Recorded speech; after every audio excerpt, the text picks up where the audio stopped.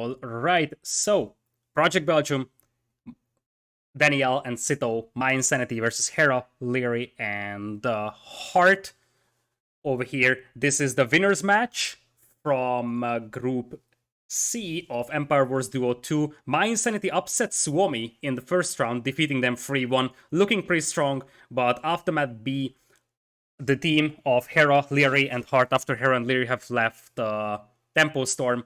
Hera and Liereyy are obviously the favorites to win this tournament, based on their previous results in Empire Wars.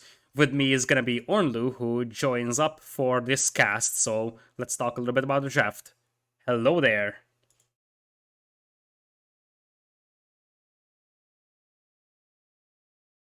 Hello? Looks like Ornlu is not there just yet. We are also going to have live games. This is the first time in tournament that we actually have live games going on. So that's actually something that we should always look into. And yeah, Ornlu is actually muted if you're around. So we'll jump straight into the first game. And since it's live games, we'll have plenty of time to talk. So let's go straight in. And Ornlu's going to appear whenever he appears. So let's take a look. Okay, welcome. The Great Apiro. That's my magician name. Awful. Alright, so the games are live. I say that we just sync up by going into, you know, the actual live feed over here. We're gonna have Hera and Liereyy playing for Aftermath B over here, with Indians and Vietnamese in cold colors, and on the right side, mYinsantiy, Project Belgium, and Danielle playing in here. Danielle didn't play in the previous round because he was on vacation. I think it was Project Belgium and Sito playing the whole time. I'm caught up to live feed, by the way, so whenever you're ready, we can actually talk about this one. And speaking of talking about stuff, Liereyy is harassing the villager of Danielle over here quite a bit. So, just to clarify this to the viewers, why is this live set and everything else was recorded games? That's because the players weren't able to play during the week or previous weekend when the allocated timeframes were, because some players had some family and holiday commitments. So they plan to play today and stream the recorded games after we are done with the other free sets, but, well, it looks like the free sets were actually pretty fast. And that is one of the reasons why we are now seeing them live. They could have started playing like 20 minutes ago, but we felt like now that we are actually having such a close time frame, it's actually better if we go live. Yep, definitely the case. But yeah, so who did mYinsantiy beat last week? Suomi. They actually defeated Suomi, and here are the archers from Danielle, and Lierey's lumberjacks here are more than exposed. There is Hera and Liereyy pushing away Project Belgium from berries, but they're not actually killing vills, whereas for Liereyy, he is in the danger of losing some over here, although he has some archers back at home. Yeah, that is plenty of archers to fend off Daniel for the time being. On the other side, it's never great for Franks to have their farmers denied. But yeah, I was just remembering, I think especially Sito had some really strong performances. I mean, Bugum did too, but I was really impressed with Sito in their match against Suomi. Look at this team. I'm just sorry to interrupt you, but look at this. Daniel is luring away Lierey's archers from his base, and now Project Belgium is coming in with the scouts. That's such a good team coordination, and we really have to talk about this mYinsantiy team becoming even better ever since they actually started to get sponsored by mYinsantiy. Like, they probably started playing a lot more together, and you know, it looks like that outside sponsor that sort of gives them a financial motivation as well to practice together a lot is something that helps them quite a bit, because that's going to be one villager death from Liereyy. If not more. That lady on the outside seems to have a bit of a death wish. Liereyy trying to do some fancy quick wall stuff, but no dice. And right now, we do have both players of Aftermath on the way to Castle Age before either player of mYi. Daniel clicking up right now, Project Belgium just right now. And oh, Bugum did end up losing 2 more villagers at home. Yeah. So that is not super ideal. That hurts for him. Basically what happened is that the farmers from that farm were carrying the food to the mill, and because of that, they were so isolated and they had no chance to running back. At the end of Feudal Age, we have 2 villagers lost by Liereyy and 2 killed by Hera. So Project Belgium killed 2, lost 2. That's all that happened in Feudal. But as you said, Aftermath, formerly known as Tempo, is actually now ahead in terms of Castle Age timing. Since we are playing live games, we'll have a lot of time to talk about the draft in between games, and I can tell you, I've saw Bohemians, some hyped. I definitely think that Daniel and Project Belgium, and of course Sito, has to pull some cheesy strategies and some crazy maps to have a chance here, because, as I said, Tempo / Aftermath is by far the favorite of this tournament. They are, but if we are going to see mYinsantiy win, I think it's just going to be from really solid mechanics and just good team fights. Now, of course, are you going to be able to do that against Hera and Liereyy, who are, they are the favorites to win the tournament for a reason? It's going to be tricky, but it's where the strengths of mYi lie, in my opinion. So if they're able to really play to their strengths and just take some good fights, I think they might be able to at least take a game here. Yeah, I certainly think that mYi has a chance here, so it's not like they have zero chance, but obviously every single game they are the underdogs because of just simply Hera and Liereyy being up against them.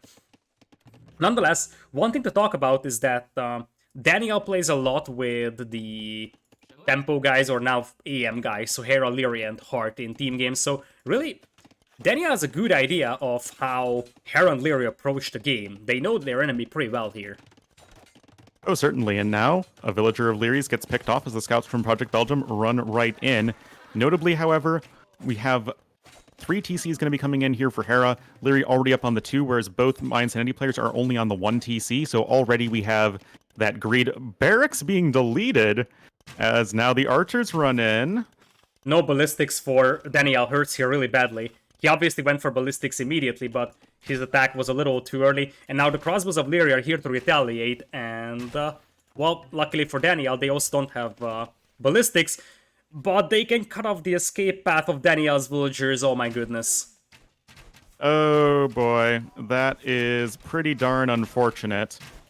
Meanwhile, looks like on the other side, there's just some knights and camels and spearmen fighting. I don't think Hera's taking any sort of massive damage, whereas we're at 38 villagers and dropping here for Daniel. This is just an absolute catastrophe. And wow, that went from like a game to pretty over very quickly. Though, we have to add that Daniel's at 42 wheels, not ideal. Liereyy is at 38, so talk about not ideal stuff. So I feel like Daniel is still pretty much in this game, 2 TCs for both players. The problem is the crossbows inside the eco of Daniel that he needs to deal with somehow. Yeah, well, Town Center getting a couple shots in. But the thing is, the crossbowmen here of Daniel are going to get picked off by all of these scouts, and the crossbowmen, even the scouts, getting a little bit of extra pierce armor. Whereas the crossbowmen of Liereyy are still alive, they're still causing a massive amount of idle time. Yeah, it's enormous. Yes, Liereyy has the lowest villager count in the game, but I feel like he's going to be able to get back to work pretty soon, and then Hera being on 3 TCs is just going to be really scary. And you don't have any wood income for Daniel right now. He can't actually replenish his crossbowman because he doesn't have wood. A single bit of wood. And look at that single crossbowman from Liereyy over here, camping the back of the wood line. mYi taps out. And, well, we have talked about this one. I kind of feel like it's somewhat sad for the teams to match up against Hera and Liereyy in these 2v2 setups, because we're talking about the only team that has 2 top 4 players on their roster. Like, it's already a bad thing when you face Hera or Liereyy in a 1v1. It's even worse when you face both of them in a 2v2. And I think beyond that, it's in Empire Wars. It's in a very aggressive setting. That's absolutely true as well.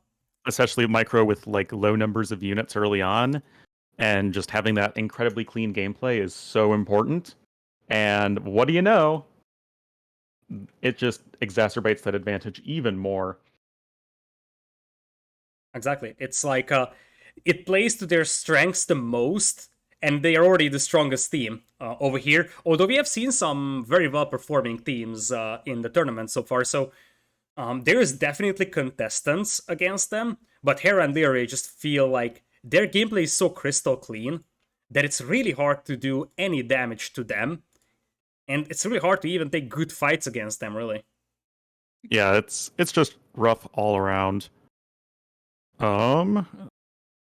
So just crossing out civs. It was Vietnamese plus Indians already. Versus Franks and Chinese. yes, exactly. And now this is what I don't understand. I mentioned the cheesy maps. Where are they? I mean, Rock Slide is a map for Aftermath. I'm actually surprised about that one because I would have assumed that, especially against a weaker opponent, they would just go for the super open maps. Like, they went Atacama, sure, that's their favorite map. But they picked Rock Slide in the first set, I believe. yeah, but I'm just surprised. Like, Rock Slide is actually a map that doesn't necessarily fit the playstyle of Hera+Liereyy so much. It is 2 1v1s early on, at least a lot of the time. That's true. I can see that being a reason that 2 separate 1v1s actually favor AM slash tempo over here. On the other hand, what's more surprising for me, I believe, is Riverbelt from without Cape of mYinsantiy. Storms? That's also a thing. They love that map. I know that in Tupos they always pick that map. So I'm surprised that they banned it. Really not sure what's going on. Maybe they just want to hide some strategies. I can see that. That obviously they are the favorites to get into the quarterfinals from this group. They seem to be the stronger team in this matchup as well, so maybe you don't want to show everything that you have on your hand. The bigger surprise for me is, as I said, mYinsantiy banning Canberra, and then picking a Riverbelt, and Riverbelt is even more aggressive than Arabia or Cape of Storms, to be honest, so I'm a little bit scared for them there. I think that just goes back to what I said, where if mYinsantiy are going to win, it's because of just their mechanics and coordination and macro and stuff like that. And they're not going to try and cheese the way to victory because that's not where their strengths lie. Does this mean that just gives them like a 0% chance to win against Hera+Liereyy as opposed to like a 5% chance to win? Maybe.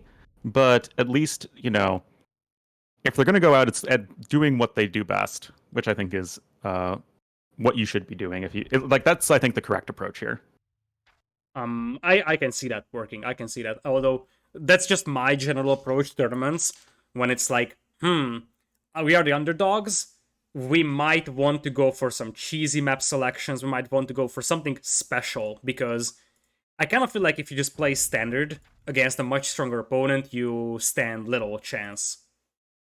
I mean, I agree, but I also like doing weird stuff.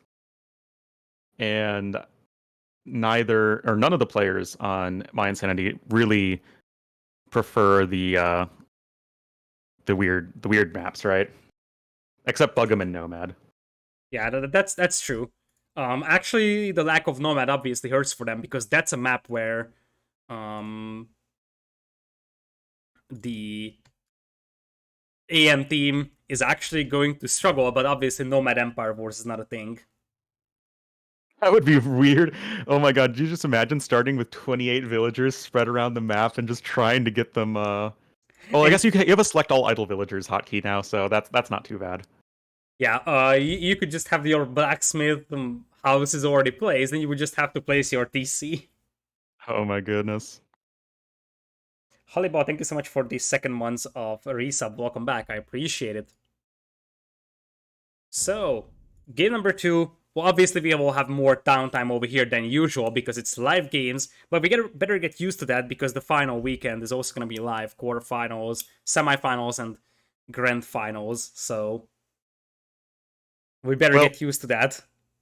It's any veteran AoE2 caster is used to having to kill time. So something that we certainly could and probably should talk about, we're either going to be seeing Golden Pit or Riverbelt. What do you think are going to be some civs that we're seeing here? There's still a lot of options. To me, it would be a mistake not to pick Bulgarians on Riverbelt. I think that's just such a strong civilization with the cheap blacksmith upgrades, one of the best scout civs there. As an archer civ, I'm a bit puzzled there, but maybe Mayans could work for either Golden Pit or Riverbelt. I think it probably doesn't matter all that much. I think you go Mayans or Saracens on either Riverbelt or Golden Pit. Like you just do one or the other in each game, and probably Bulgarians on Riverbelt, like you're saying, and then on Golden Pit for like a Cav Civ. That's Berbers. That Berbers, has to be Berbers. Yeah, I think Berbers. honestly, Berbers Mayans for Golden Pit is the best combination of civs, at least in RM. Cheap archers plus cavalry flood, you can easily squeeze out on 1 TC imp from Mayans, get Arbalest, get a castle in the middle.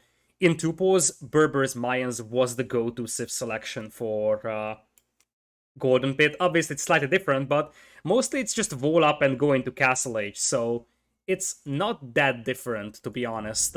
We're going to Golden Pit, by the way, and it very much seems like we have the Mayan Berbers matchup against something interesting at minimum. Yeah. We are here now in game number 2 in this best of 5. Unfortunate sort of quick smash in the face in game number 1 by Aftermath towards mYinsantiy.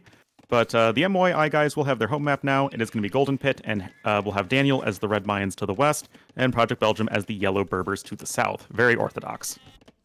Indeed, they're actually having the Red Bull colors for themselves. Liereyy is playing Tatars in green and Burgundians for Hera in blue. I have mixed feelings about this one. I can see Tatars being very nice, especially if we see early Cav Archers, because mobility will be on their side. On the other hand, Tatars will have that serious issue that sometime in this game you have to switch into Cav Archer.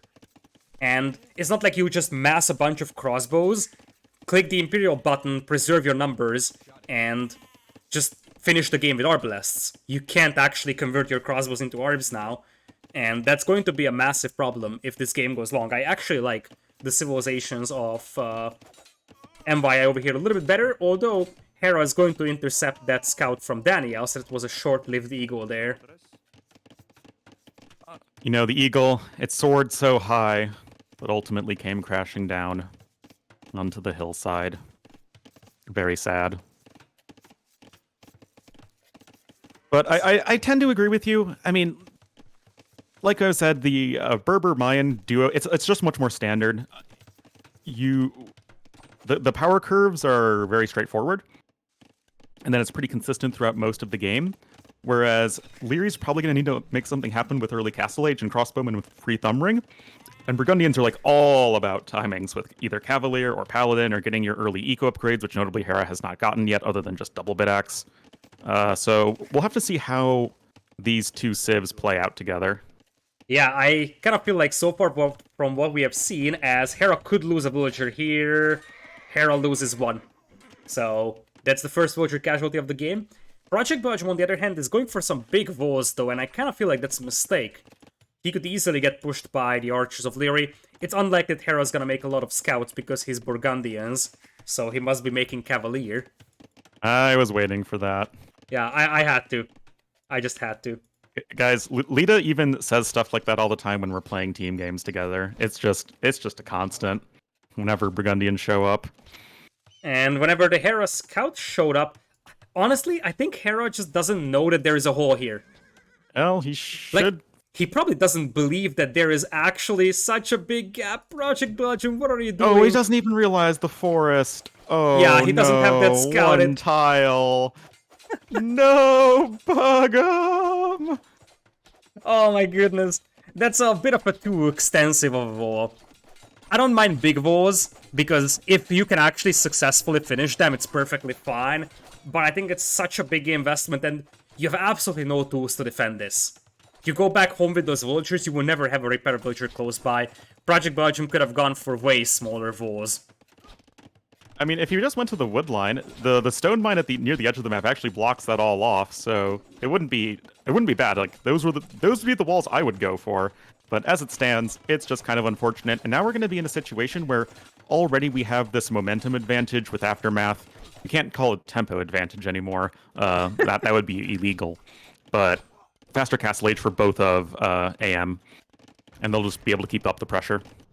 Yeah, triple stable knights is expected for Project Belgium, and I think Project Belgium can be very thankful that Hera didn't notice that there is a massive hole on the left side, because running in with those scouts could have caused a lot of damage.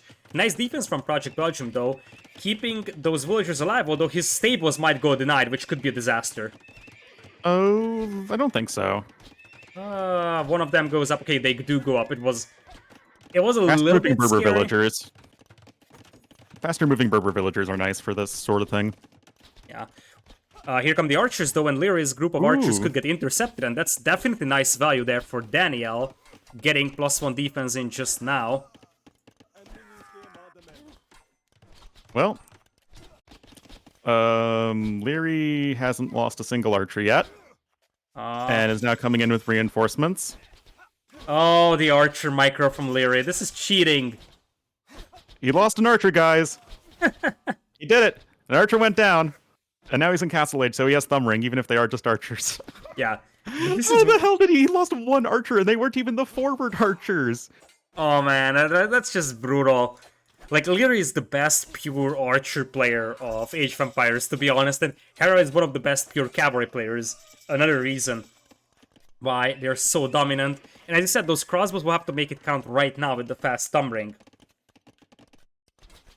And yet, I feel like they're going to be pretty well equipped to do just that. Already a villager snipe. Can punch through the walls pretty quickly. Bug'em will need to have some contingency walls here, but that's going to cost at least another villager or two, even.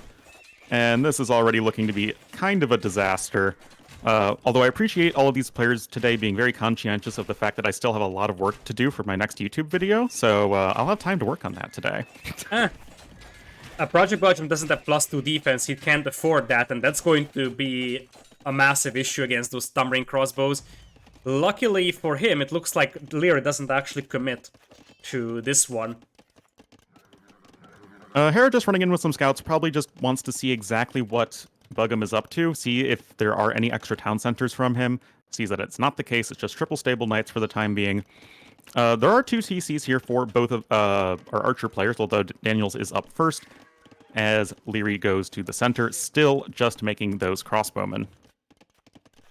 Yeah, it is just going to be crossbows for him, but that's the tricky thing. You have to make a decision when you do a CA switch, and honestly, I think this is the right time to do it.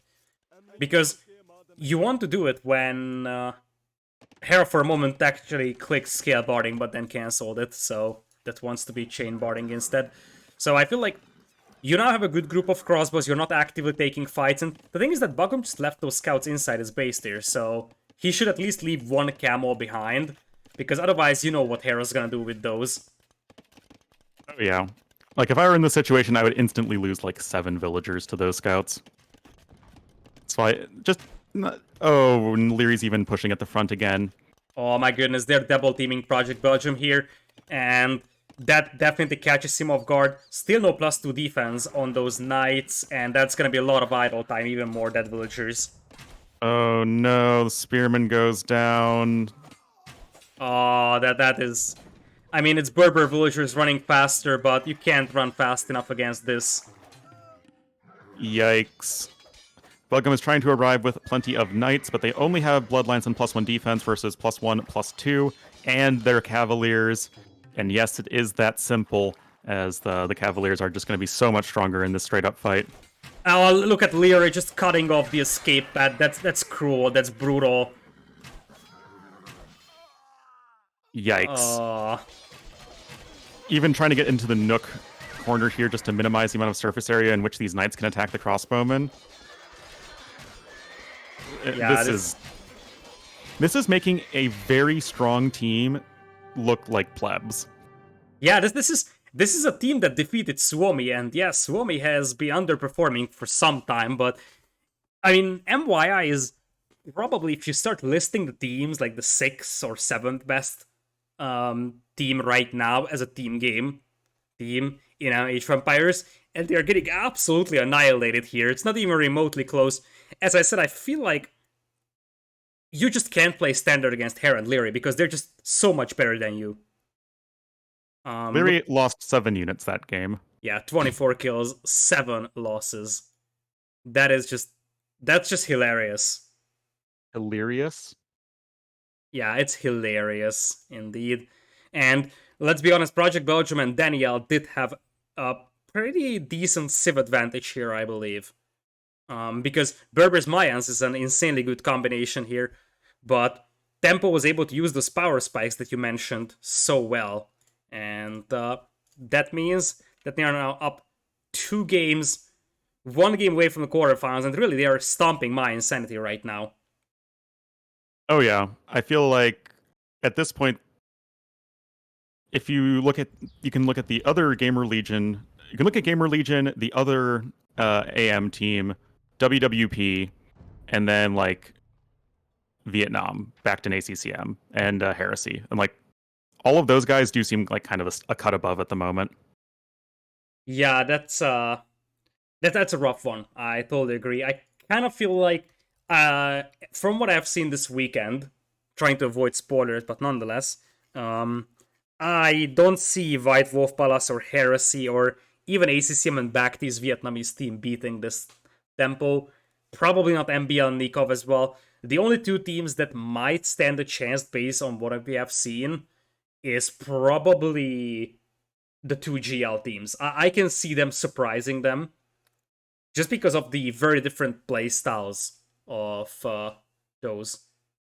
Like, GL loves to just sort of play a defensive gameplay and boom behind it and then snowball the game. They're also, both GL teams are very good on, these slower paced maps and special strategies. Whereas, well, AM is pretty much playing meta, so I think you have to surprise them to have a chance here. I do think that Heresy and the other Aftermath team would struggle the most because they also play kind of meta, and I feel like it's just going to be better for Hera and Leary. Yeah. I think that the ACCM backed duo and the Chinese trio can at least make the game's a chaotic mess, and at least that might give them some sort of a possibility to win. But yeah, I mean, right now it's like this is the team to beat. Yeah, clearly. this is absolutely the team to beat, but I'm really curious what GL could do against them. Either GL, to be honest. Yeah, exactly. You have not Viper playing due to his injuries, so it's like Doubt and Slam. They're really good, but are they together good enough to deal with both Hera and Leary? It's hard. Like, the thing is that Hera and Leary are both individually very, very strong as well. And I think Doubt and Slam might have slightly better team coordination, but if we look at maps where you can sort of separate the 2 players, talk about maybe River Belt, talk about Rock Slide, then those are maps for Aftermath. But I kind of feel like Doubt and Slam's playstyle might be able to beat that. Jordan, Taro, Nilly, possible. I feel like the weak link there is that like, Jordan is playing insanely well. Taro is also playing really well. So is Nilly, but are they playing well enough to match up against Hera or Leary? Probably not. Nah. That's why I think that actually the teams with the best chance are probably ACCM and backed, and then Yo plus either Lix or Vivi. Dongar, thank you so much for the new sub. I appreciate it. Welcome. Yeah, it's an interesting opinion because I kind of feel like the thing that's missing for either White Wolf Palace, with Vivi playing a lot so far with Yo, is team coordination. And the same applies for ACM and Bacti, even more so, probably. You don't think they have good coordination? No. I don't think that they had good coordination. And this is where I am once again doubting mYi's map picks here. They went for the meta Golden Pit, and now they go for a super aggressive River Belt, a map that should massively favor tempo. Cumans and Ethiopians for Hera and Liereyy, with the cheaper stable for Hera. And on the other side will be Daniel as Koreans in red and Bulgarians for Project Belgium in yellow. Indeed, indeed. Interesting that we're seeing humans used as the cav civ. The thing is, the reason we normally see them played as the archer civ, at least on very aggressive maps like this, is because when you're going scouts, usually you're only making one stable, at least early on. Whereas with archery ranges, you really get a large benefit from adding in, like, 2 to 3 archery ranges, nigh instantly. Yeah, I totally agree. On the bright side of things, this allows Hera, for example, to add a second TC pretty soon if he wants to. I think we have seen some strategies like that on Rockslide. Stable and second TC, or potentially stable and the dock here, so I can see them working as a cavalry civ here as well. Liereyy already sending archers forward, his second range is just now coming in. Ethiopians will be better in the long run than Koreans, that's for sure. One of the best Empire War civs in the hands of Liereyy. Project Belgium coming in with the walls, but that might be just a little too late. Nope, it's fine. Nicely done from him. Notably not going with the initial archery range and fletching opening that we've seen occasionally, like in the last set. So it's just going to be straight scouts, which is totally fine with Bulgarians. It is, in fact, I think the good decision. I don't like the archers opening with Bulgarians. I think going straight scouts is better. Same thing, mobility with those bloodline scouts with potentially +1/+1 is something that's really valuable. Hera did eat a lot of damage from the TC fire over here, so his scouts are not particularly strong. Liereyy hasn't lost a single archer still. Well, just trying to slowly expand those archer numbers. Just kind of positioning so far. Players trying to just posture as best they possibly can. We have a dock now coming in for Liereyy to the north. I believe he is the only player to do so, although Bugum just now placing one to the south. And it seems like this is a fairly passive game. You have Bugum running in with some scouts, but nothing too wild. Yeah, so far not a lot of damage done by either side, and the game is surprisingly passive in here. Speaking of the Vols, by the way, it's awkward that Project Belgium kind of felt like he wanted to team Vol, but then Daniel just Vol'd himself, so now Bugum's back is wide open. Not sure if this is, if this Vol on the left side of Bugum is just him making it up or they discussed it before, but there seems to be a bit of a lack of synergy between the two Voling methods. That's just some USAE coordination right there. Oh, let's team wall. Nah, man, I'm good. You do you, boo. And then the guy that's open just dies instantly. It's interesting that Project Belgium isn't committing a lot to scouts. In fact, he's barely making any, not getting a single upgrade. Looks like they just want to get to Castle Age fast over here. For Daniel, that's fine. I mean, he has defensive tower on his gold mine, his base is more or less walled. For Project Belgium, it's a little bit scarier. I mean, there was definitely a lot of surface to attack by his opponents, and I'm starting to wonder if Project Belgium knows that he is not team walled with Daniel. Because he's reinforcing walls that are already existing and just leaves his back wide open. This could be a massive miscommunication. This could be a bit of a bloopsie for sure. Because, okay, now he's making a defensive tower there, so he has to know that they're open. And I don't like the fact that even in a world where, they actually are team-walled, Project Belgium's so open at the front of his base that some human scouts can just dart right in and start harassing the back. And this is why not making a lot of scouts could backfire. They're on the way to Castle Age. Hera is going to commit full to scouts, and as you said, these are Kuman scouts, so they even move faster over here. Looks like they're heading towards Daniel, which is good for mYinsantiy. Because if they head to Project Belgium, this game is over. Yeah, that would almost certainly be the case. Where are those villagers going for Bugum? They're going on to the gold. Even just a bit of a walling would help quite a bit for Project Belgium here. Just make sure that those scouts cannot just run directly in. And oh boy, now they're inside Daniel's base though. We're looking at literally triple the military for after memes right now. This looks ugly. This is why I feel like it's too greedy to just go straight to Castle Age on this map, and I was saying that this game is a little too passive. That's because Hera and Liereyy were just massing army back at home, and suddenly they unpop everything. Those scouts do have bloodlines, +1 defense, and a very underwhelming set, I have to say, over here. In this one, So today's going to be about 3 hours shorter than yesterday. oh my goodness. This is just a stomp, and really, it's not mYi having bad players or playing bad. It's just the fact that, I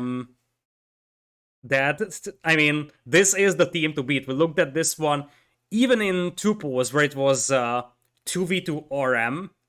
This Aftermath, or well, back then it was Tempo, was the team to beat.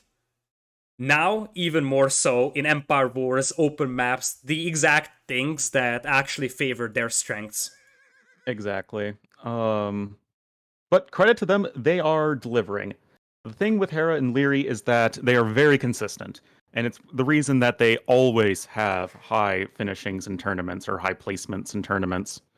And even among other top players, like say Mr. Yo or even Viper these days, they're a lot more inconsistent.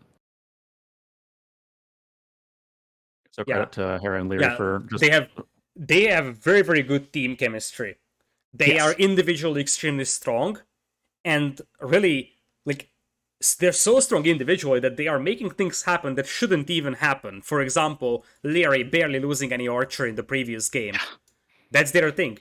And as I said, I think we talked about this like a year ago, let's say, back when Liereyy was mainly playing Dota and just not caring about Age of Empires, that if these guys start focusing on actually figuring out strategies, coming up with a game plan, then they will be extremely powerful. Just look at how Hera and Liereyy followed this up. It's one thing that they stomped the mYi team in this game, but look at just the synergy between their strategies. Team Wall, they also have Kumans here, so they have stronger Polycide Walls over here. Those little things add up, and you see that their strategy just seems to be on point as well. And that's what people have been saying a long time ago, that if these guys figure out strategy, drafting as well, I don't know if there's anyone that can stop them.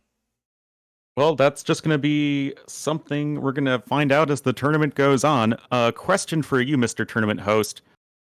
Are the groups, or is the quarterfinals decided, like, is it random, or is it like, okay, so A and B won their group, so they're going to face the second place of Group D? It's going to be random. We usually do it that way nowadays. That is because if you know who you're up against, you could, in theory, try to play games, maybe say, hey, I don't want to face up against them, so I will just be second place in my group instead. So the random, just like the teams are assigned to groups randomly, the quarterfinals are also going to be random. What is known for sure, though, is that it's going to be always one group winner versus one group second place. And you cannot be against your own group second place. So here, in this case, Aftermath B would be up against either Group A, B, or D's second place. All right. I like that. I think that's good. You get the Ornley stamp of approval. The highest of all honors. Well, thanks for having me on, man. Obviously some pretty quick and brutal sets, but it's always fun. Especially after a long weekend, just to goof around a bit. Yeah, I mean, it was somewhat expected to have such a dominance from Aftermath B, but I didn't expect it to be this brutal. I expected at least one game, let's say, going into Imperial. Yeah. Well, to be fair, Imp games are pretty rare these days.